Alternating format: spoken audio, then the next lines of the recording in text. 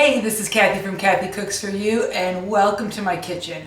I've got a treat for you today. I'm trying to shoot this video front to back without any interruptions. I'm looking for low editing time this week. Why, you ask? Because in 2 days I head to Scotland and I need to get a video done lickety-split for you guys that doesn't require a lot of work. So I picked an amazing topic for you. It's how to make a peanut butter sandwich. I know it sounds very hard, but it's not. Let me tell you, I got this recipe. There's actually a recipe in the Bull Cook and Authentic Historical Recipes and Practices book. Now, this was given to me, this book, by my father. Actually, it's on loan. And there's a recipe in here that says how to make a peanut butter sandwich. It doesn't say how to make a peanut butter and jelly sandwich, how to make a peanut butter sandwich. So that's what we're going to do today. So stay with me for how to make a peanut butter sandwich.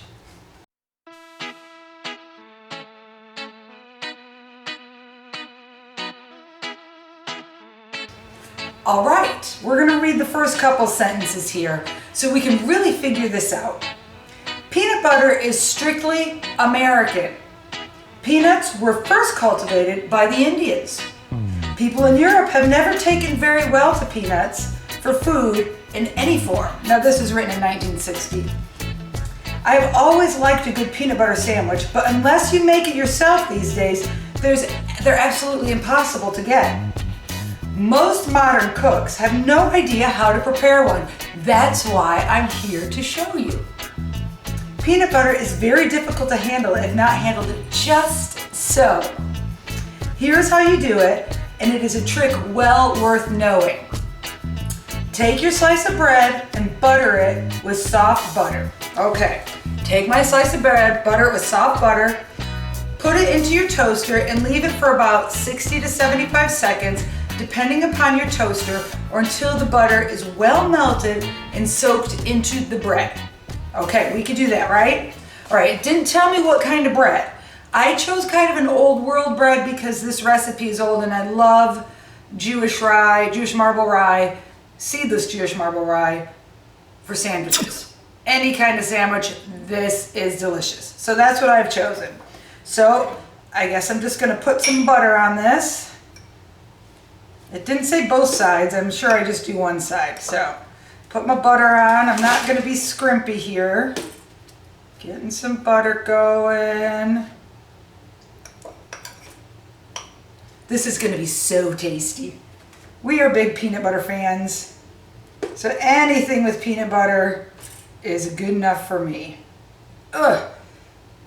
Except my butter needs to be a little softer. I don't want to tear my bread. Okay, so I got butter on. I got this much butter on my bread. Now I'm going to put it in. I'm going to get my little timer here for 60 seconds because you don't want to have it in there the whole time. You know, if it's like 2 minutes, we want the butter to melt is what it told us, right? The butter should be fully melted. Okay, and then it says melted and soaked into the bread. Quickly remove the bread, and while it is piping hot, spread your peanut butter onto the bread. You will find that the melted butter will soften the peanut butter and make it flow onto the bread smoothly and evenly. As you know, peanut butter is next to impossible to spread evenly as it comes from the jar. So that's our next step. Where are we at? Okay, we've got a little bit of time left. Let me just check. Okay, butter is melting. It's weird having butter in my toaster. Is it gonna, burn later next time we use a toaster? I don't know. But we will figure it out. I guess I still need these in. Okay. Butter's almost fully melted. Okay, there's my timer. We're gonna, come on, cancel. Okay, there, we canceled it. All right. It's looking good. Okay, so it's 60 to 75 seconds. I don't see any more butter. Yep, it is fully melted. So now our next step is to put butter, peanut butter, I think it said on both pieces of bread. Yeah. So we're going to put peanut butter on both pieces. Oh, it does glide nicely, but yet my bread isn't toasted, so that's kind of cool. Oh, that looks good.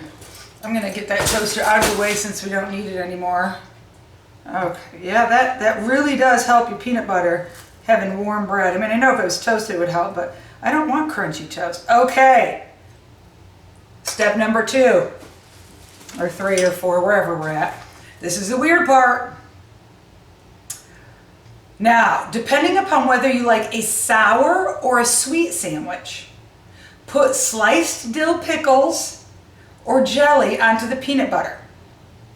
The pickles or jelly will keep the peanut butter from sticking to your mouth, preventing you from getting its good nutty taste. Makes a really fine sandwich. That's what it says. So, this is what we're going to do, because I'm not sure if I can commit to a whole peanut butter sandwich with pickles. So, I'm going to make one with a pickle. I guess my dog can eat it, right? So we have one with a pickle, and then I'll make one with some jelly. Let me cut my bread. So now it's like I have 2 sandwiches here since my bread was so big. And I'm finishing off the blackberry jelly. Didn't tell me what kind of jelly, it just said jelly. Mine's like an all fruit jelly. Okay, there we have it. We have peanut butter and jelly made the right way.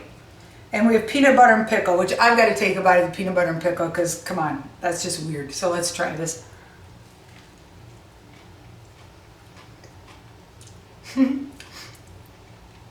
It's not as bad as I thought it would be. Let me get mine. It's definitely different. I love the melty peanut butter. And I like tasting the butter too. Now let's try it this way.